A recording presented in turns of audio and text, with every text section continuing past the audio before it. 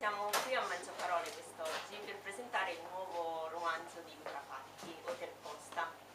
Luca è un architetto scrittore, questo è il suo terzo romanzo, dopo La strada bianca del 2012 e La spada di Milos del 2013. E ci ha raccontato le sue radici e si è come voltato a guardare la sua storia e ne ha distillato proprio l'essenza più autentica e poi ce l'ha donata sotto forma di immagini straordinarie e buona scrittura. Giusto Luca?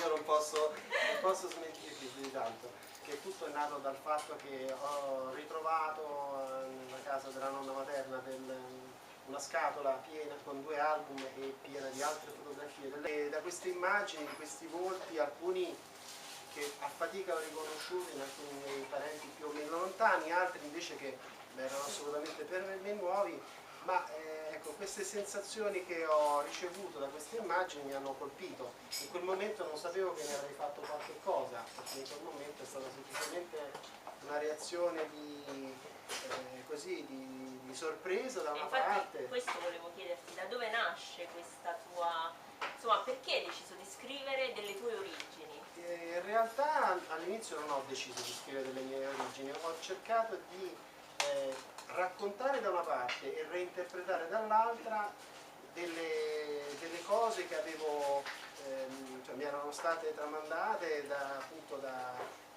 episodi che insomma venivano più o meno a scadenza rituale, nel senso che a Natale saltava fuori che ci si rincontrava tutti a tavola in famiglia e parlando saltava fuori un aneddoto di un personaggio o di un familiare o di un conoscente più o meno lontano, e mi faceva piacere l'idea di poter fissare su carta queste storie, ma non necessariamente perché facessero parte della mia famiglia, ma perché le trovavo divertenti. Di essere ricordati. Sì, insomma, alcuni, infatti racconto sempre questa cosa, ci sono degli episodi in questo romanzo, alcuni sono di fantasia, altri sono invece più o meno fedelmente riportati, ma la cosa più strana è che quelli più curiosi, che sembrano quasi assurdi, in particolare ce ne sono 2 o 3, quelli che sembrano inventati, sembrano i più surreali, ce ne sono un paio che sono quasi pirandelliani come caratteri, e in realtà sono quelli che sono effettivamente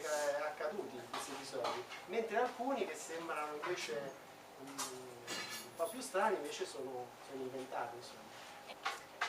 Accadde che in un giorno un uomo sui 30 anni, proveniente dalla lontana Val di Comelico nel Bellunese, spinto dalla fame e dalla disperazione, giunse dalle loro parti. Questi portava con sé in una grossa gerla di vimini semplici oggetti intagliati nel legno. Avendo visto dapprima la segheria, vicino al ponte e in un secondo momento l'albergo e infine la grande stalla con il fienile, si era fatto l'idea che, con tutte quelle attività da gestire, forse un lavoro l'avrebbe trovato. Quindi chiese, gli risposero di rivolgersi a Filippo L. Costa, il quale ascoltò con interesse le richieste dell'uomo che si definì abile in qualsiasi campo. «Io ce l'avrei un lavoretto tranquillo proprio per te», gli disse Lippo con tono affabile ma risoluto. «Accanto alla casa, andando in direzione di San Vigilio, c'è la nostra cappella. Dentro, un grande Cristo di legno protegge da 50 anni la nostra famiglia.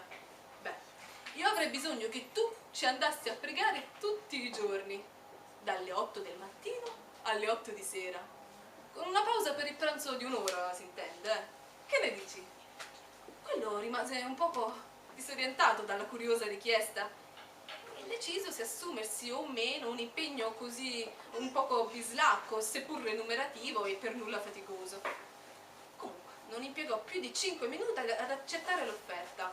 «Belli Olan», gli disse, «cioè grazie mille», in cuor suo convinto di aver avuto a che fare con un tipo eccentrico al quale avrebbe sfilato del denaro senza troppi problemi. Ad ogni modo, l'indomani cominciò a lavorare come dipendente della famiglia L. Costa nella veste di orante pagante. Non andò tanto male, eccezion fatta per le ultime 2 orette, in cui aveva fatto una certa fatica a svolgere quella strana mansione.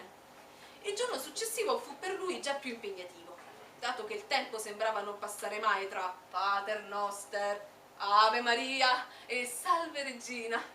Il terzo giorno finito da tutti quei rosari che neppure una monaca di clausura dell'abbazia di Sabbiona avrebbe mai detto così, tutti assieme, decise di rimettere il proprio mandato e farsene ritorno a casa.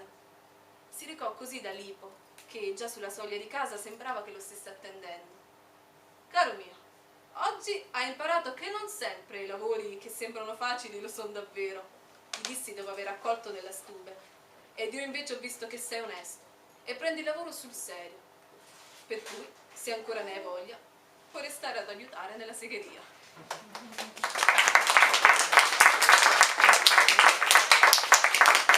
E questo è un aneddoto reale, vero? Questo è un aneddoto reale che Sembrerebbe inventato, ma è che reale. insomma, quando me l'hanno raccontato ci ho visto Pirandello, insomma, mi è venuta in mente la patente, oppure